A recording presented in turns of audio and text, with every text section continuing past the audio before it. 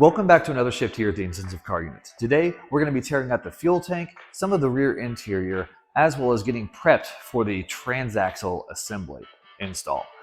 With that, we're going to be touching on a little bit of the weights and weight changes that hopefully go in my favor and not so much the other way around.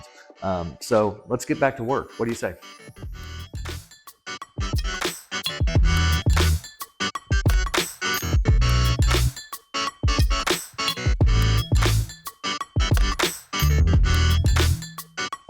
The next step that we need to do is to remove the rear differential. Sorry, I gotta do this backwards because I can't record and point at the same time.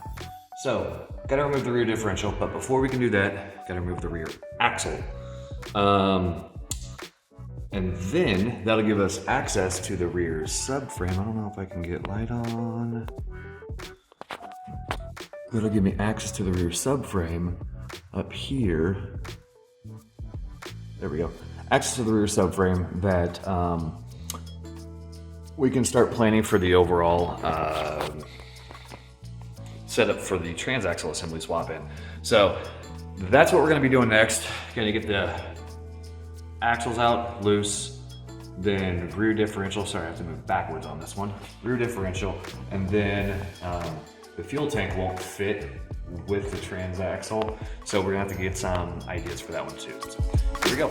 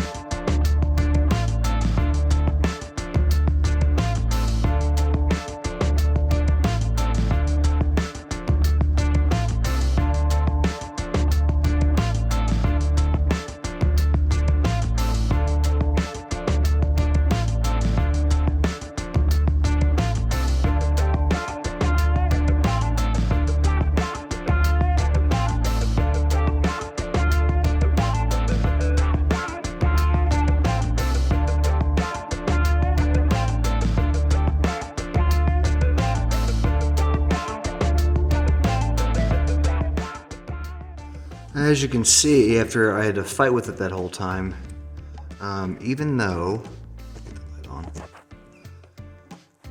the vehicle's not in the northern states, still had a pretty good rust ridge in here that prevented me from really breaking this thing loose.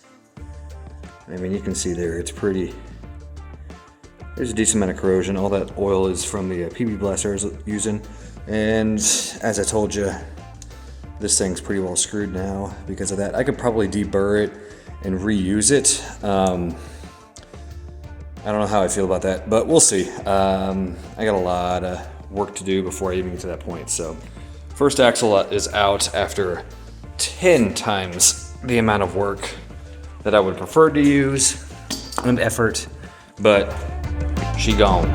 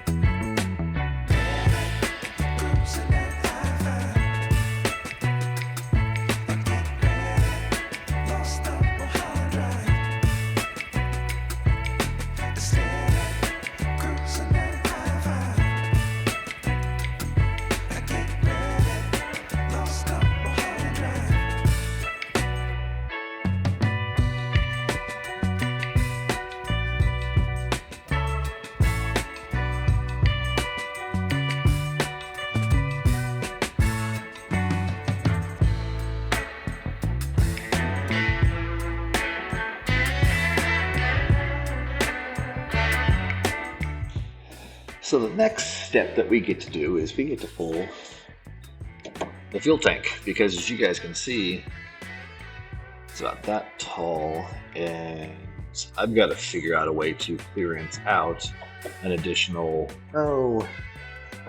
probably, hold that right there, probably right here area from the fuel tank, because I'm using a transaxle instead of the factory rear differential. So got to get the fuel tank out of the way now. Gonna do that. This should be fairly simple. I have a couple of bolts here, and then here. Can't see it with the light off. And then a couple more on the back side up here and up here. So once that happens, and I'll be able to get the fuel tank down, get the fuel lines disconnected, all that fun jazz. Once I get that out of the way, then I can start mocking up the location for that big mean guy right there. And with that said, I'm going to go ahead and start talking about weights. I want to talk about a neat little thing that I actually got online through Amazon. It's a scale. Whoop, right there. Boom. Little. There. It's a utility scale. It goes up to, I think, 600 pounds or something like that. I think I paid like $70 for it online at Amazon. And I'm excited to actually weigh the torque tube, because I've been saying it's about 80 pounds or more. And let me just show you how much it actually weighs. Torque tube, it's completely free. It's not resting on anything. And let's guess what the total is. Boom. 92 pounds for this thing. So, again, this thing is heavy. I didn't think it was that heavy. I knew it was heavy, but 92 pounds, I've got a lot of weight I can work with on getting that thing cut down or made smaller or made out of an entirely different material. So we'll see. Okay, so we just got done talking about the torque tube weight, 91.8 pounds. Let's start talking about some of the Scion's weight stuff. This car was an automatic car, as you guys saw when I was pulling it all apart. And with that, automatics usually weigh a little bit more than manuals. That's not even counting the torque converter. That's not counting the clutch, flywheel, the bell housing, or any of that stuff. But if you look right here, the Scion's factory automatic transmission without a full tank of fluid weighs 139 pounds.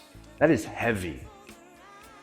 Now, with that said, that brings us to the back of the car, where we pulled out the rear differential. That assembly weighs in at a whopping 74 pounds. Now, the housing on the actual rear differential is cast iron, so again, that's pretty heavy stuff, and it's all relatively low down. But the importance of that information is, when you look here, the Maserati rear transaxle assembly, which includes the rear differential and the transmission, both as one unit, weighs in at 169 pounds. Now, that is with a full load of fluid in there, but that doesn't account for the added weight of that massive Maserati torque tube that weighs 92 pounds. But I've got some tricks up my sleeve that's gonna handle that weight. I'm gonna be playing around with CAD. I'm gonna be playing around with aluminum, hopefully carbon fiber, but we'll see on that one. I've got some phone calls I'm waiting on responses for, but you know, that's where the fun comes in. I can make this however I want. This is my project, this is my toy. It is whatever I want it to be. And I hope you guys are enjoying what's going on, because it's about to get really fun here. So let's take a look as I tear apart more of the car so I can get this work going.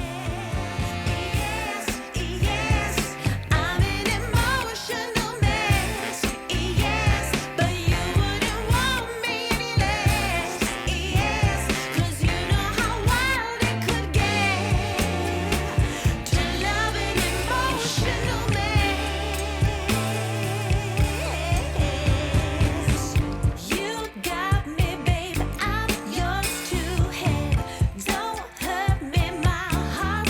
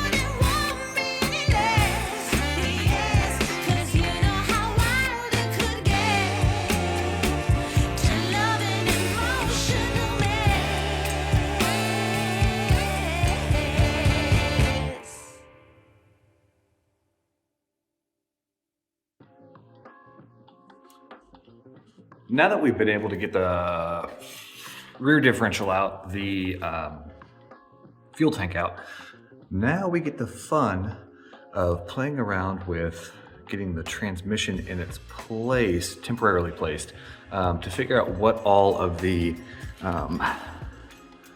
subframe we need to cut out. Now, factory, I don't know if you can see it very well.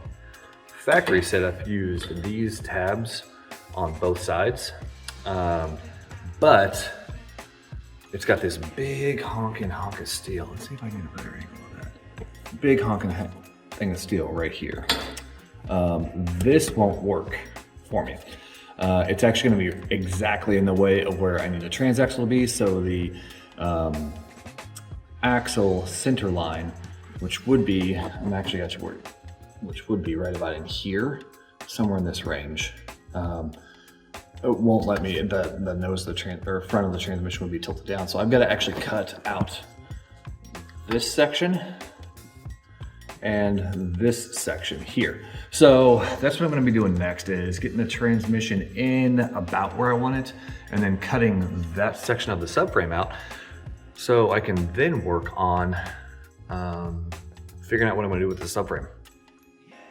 Now in this shift, we were able to get the rear axles out, the rear differential out, and get the fuel tank out to give us an idea on what sort of space we had to work with for swapping in the Maserati transaxle into the Scion FRS. Now, if you're enjoying what you're seeing here on the intensive car unit, please press the like and subscribe button, leave a comment, give me some constructive criticism even. I hope the sound's a little bit better this time than it was previously, but overall, I need you guys to give me comments so I can continue to build something that you guys will enjoy watching. Now, in the upcoming episodes, we're going to be pulling some of the interior components out. We're going to be cutting on the car a little bit, so we're going to be chasing out that point of no return. So I hope to see you on the next episodes.